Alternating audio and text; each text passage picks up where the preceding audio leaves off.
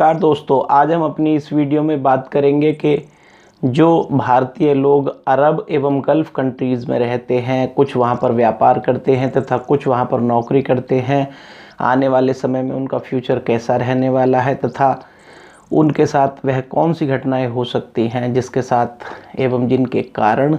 उनको अपने व्यापार अथवा नौकरी में लाभ अथवा हानि हो सकती है। तो हम अपनी इस वीडियो में, क्योंकि किसी दर्शक ने मुझसे दुबई से पूछा है कि कृपया आप यह वीडियो बनाएं कि भारतीयों का गल्फ़ कंट्री तथा अरब की कंट्रियों में कैसा फ्यूचर है एवं उन्हें आगे क्या डिसीज़न लेने चाहिए। भारत और अरब के हाल फिलहाल में जो संबंध हैं एवं उन संबंधों का फ्यूचर परसेप्शन एवं फ्यूचर फिगर क्या होने वाली है तथा उन संबंधों के आधार पर ही गल्फ़ कंट्री तथा अरब की उन सभी कंट्रियों में जहां पर मुस्लिम पॉपुलेशन काफ़ी अधिक है, लगभग 80-90 के आसपास है, वहां पर इंडियंस का फ्यूचर क्या होगा। तो सबसे पहले समझते हैं कि बृहस्पति अपना एक राशि में एक वर्ष रहता है तथा वह पूरा राशि चक्र अर्थात 12 की 12 राशियां 12 वर्ष में पूरी करता है, जबकि राहु एक राशि में 18 वर्ष रहता है तथा वह 18 वर्ष के कारण 18 ही वर्षों में टोटल भय चक्र या 12 की 12 राशि पार कर लेता है। ठीक इसी प्रकार 29.5 वर्ष में शनि भी अपना एक चक्र अर्थात पहली राशि से लेकर 12वीं राशि तक पूरी कर लेता है, जबकि शनि एक राशि पर लगभग 2.5 वर्ष रहता है, राहु 1.5 वर्ष तथा बृहस्पति 1 वर्ष रहता है। तो यह बात मैंने आपको आरंभ में इसलिए समझाई क्योंकि अभी की जो वर्तमान की स्थिति है तथा आने वाले समय में जो राशियों में परिवर्तन यह 3 मुख्य ग्रह करेंगे, उनके आधार पर ही हम यहाँ चर्चा करेंगे। बृहस्पति धर्म का कारक होता है, राहु दूसरे धर्म का या विधर्म का कारण होता है तथा शनि इन दोनों के बीच का रास्ता तय करता है। अर्थात जब धर्म की बात आए तो बृहस्पति धार्मिक ग्रह है, अर्थात बृहस्पति वह ग्रह है जिसके अंदर सभी उन लोगों की मान्यता है एवं आस्था है जो प्रकृति के धर्मों के साथ साथ मूर्ति पूजा आदि करते हैं, जबकि राहु मुख्यतः किसी भी कंट्री के दूसरे नंबर के संख्या में स्थित लोगों का कारक होता है एवं शनि किसी भी आधार पर उन लोगों का कारक होता है जो लगभग हर धर्म को समान रूप से माना करते हैं। तो यहाँ पर जो स्थिति है, अभी आने वाले समय में बृहस्पति अभी कुछ समय बाद मेष राशि में चला जाएगा तथा यह सीधा चलता चलता मेष राशि से 9 वर्षों में, 9 वर्ष की बात इसलिए कि हम यहाँ पर 2031 तक का फलादेश एवं फ्यूचर की प्रिडिक्शन इस अपनी वीडियो में करेंगे। तो आने वाले 9 वर्षों में बृहस्पति 9वें राशि अर्थात धनु या सेजिटेरियस राशि पर पहुंच जाएगा, जबकि भय चक्र में धनु राशि धर्म से संबंधित है तथा सेजिटेरियस, यह जो धनु या सेजिटेरियस साइन होता है, इसका रोल बहुत महत्वपूर्ण रिलीजियस के हर चीज़ों से होता है। अर्थात कोई भी रिलीजन कैसा होगा, आने वाले समय में उसका क्या आधार होगा, यह बात निर्धारित जो करता है वह बृहस्पति करता है। ख़ास तौर से बृहस्पति उन सभी कंट्रियों के लिए विशेष है जो ईस्ट या ईस्ट से मिडिल ईस्ट की तरफ को बढ़ जाते हैं। तो अब हम आगे की चर्चा करते हैं कि आने वाले समय में बृहस्पति मेष, वृष, मिथुन, कर्क, सिंह, कन्या, तुला एवं वृश्चिक को पार करता हुआ धनु यानी सेजिटेरियस पर पहुंचेगा। 2031 तक यह सेजिटेरियस पर पहुंचेगा। ठीक ऐसे ही शनि जो वर्तमान में एक्वेरियस साइन में है, एक्वेरियस के बाद ये पाइसियस में, पाइसियस के बाद ये एरिस में और एरिस के बाद यह टॉरस साइन में जाएगा। जो अभी एक्वेरियस में है, एक्वेरियस साइन मुख्य रूप से वेस्ट का है, जबकि एक्वेरियस के बाद पाइसियस जो है वह नॉर्थ का है, पाइसियस के बाद जो एरिस है वह ईस्ट का साइन है, जबकि टॉरस जो है वह साउथ का साइन होता है। एक और बात कि भारत से अरब एवं गल्फ़ कंट्री सब वेस्ट एवं नॉर्थ वेस्ट तथा कुछ हिस्सा साउथ वेस्ट की तरफ को पड़ता है, परंतु मुख्य रूप से वेस्ट एवं नॉर्थ वेस्ट को ही यह सब कंट्री अधिकतर सिचुएटेड है। नॉर्थ वेस्ट में बृहस्पति को पीड़ित राहु करता है, जबकि वेस्ट में शनि का इफेक्ट होता है। एवं वेस्ट के साथ साथ अगर साउथ वेस्ट कॉर्नर से कोई चीज़ वेस्ट की तरफ को मूव करे तो उसमें राहु का अधिकाधिक प्रभाव हो जाता है। इसीलिए इंडिया से जो यह कंट्री हैं इनमें मुख्य रूप से ऑयल एवं नेचुरल गैस का भारत इंपोर्ट करता है तथा कुछ उन सब चीज़ों का भी इंपोर्ट करता है जो भारत को इनकी ज़रूरत होती है, परंतु मुख्य तौर पर भारत का जो एक्सपोर्ट होता है वह इन कंट्रियों के लिए कम है, जबकि इंपोर्ट अधिक है। यह सब बातें मैंने सार में आपको बता दी। तो आने वाले समय में अधिकतर भारतीय जो यूएई में हैं एवं जो अन्य गल्फ़ कंट्रीज़ में हैं उनके साथ जो व्यक्ति अधिकतर नौकरी करते हैं एवं जो व्यक्ति व्यापार कर रहे हैं उनके साथ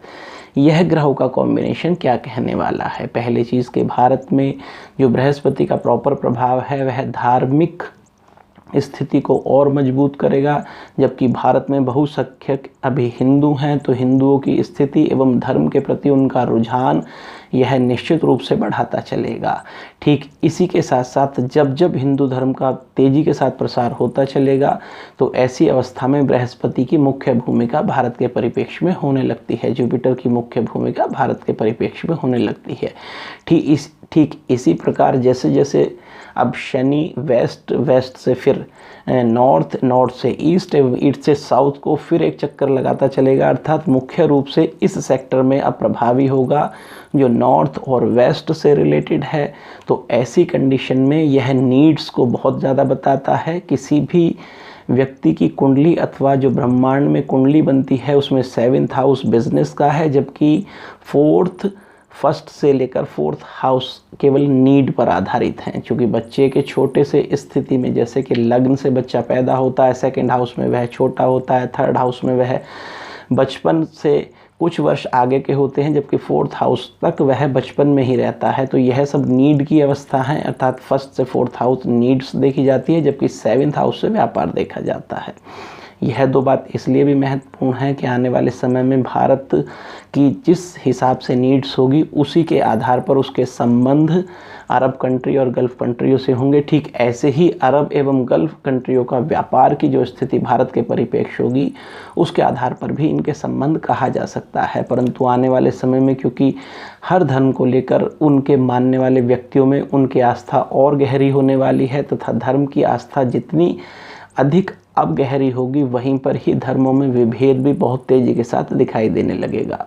आने वाले समय में राहु जैसे ही अभी राहु मेष राशि में है, एक और बात कि राहु उल्टा चलता है तो मेष राशि से यह वृष राशि में अर्थात यह एरिस से टॉरस में ना जाकर एरिस से यह पाइसियस में जाएगा, फिर एक्वेरियस में जाएगा, फिर कैप्रिकॉन में जाएगा एवं फिर उसके बाद सजिटेरियस में जाएगा। अर्थात चूँकि यह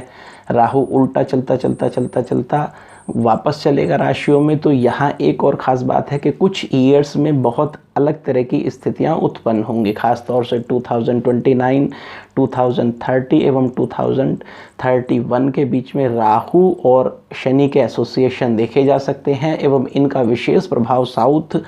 वेस्ट एवं नॉर्थ वेस्ट में इफ़ेक्टिव होगा। एवं ठीक ऐसे ही जो जुपिटर की कॉम्बिनेशन है वह फर्स्ट एरिस से लेकर सजिटेरियस में जाएगा, तो वह लगातार धर्म के उन भावों को नीड्स को पूरा करता हुआ चलेगा। आने वाला समय जिस प्रकार भारत की स्थिति को सुदृढ़ एवं विकासशील बनाता है, ठीक विकासशील से विकसित की तरफ को भारत होता चलेगा एवं आने वाले समय में भारत की अपनी एक बहुत मजबूत स्थिति भी दुनिया के परिप्रेक्ष्य में होने वाली है।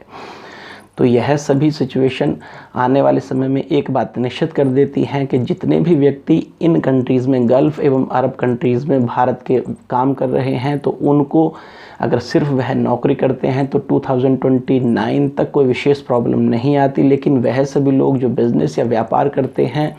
उनको विशेष तौर पर सोचना पड़ेगा, क्योंकि 2029 के बाद जो भी उनके व्यापार जब विकसित हो चुके होंगे तो निश्चित रूप से उन्हें परेशानियां आनी शुरू होंगी एवं 2029, 30 एवं 31 में निश्चित रूप से भारत और भारत के परिप्रेक्ष्य इन कंट्रियों के बीच में बहुत अच्छे रिलेशनशिप नहीं कहे जा सकते। जैसे जैसे भारत को इंपोर्ट की कम आवश्यकता होगी एवं जैसे जैसे भारत का एक्सपोर्ट बढ़ेगा तो वह अपने और मानक तय करता चलेगा। इसीलिए यूएई एवं दुबई, जिसमें कि दुबई भी आता ही है, दुबई एवं अन्य कुवैत एवं और अलग अलग जगह तथा अरब के वह सभी कंट्री जहां पर इंडियंस अभी तक अच्छी स्थिति में हैं, उनके फ्यूचर को अगर वह बिज़नेस के आधार पर बढ़ाएंगे तो निश्चित रूप से अच्छा नहीं कहा जा सकता, परंतु नौकरी के संदर्भ में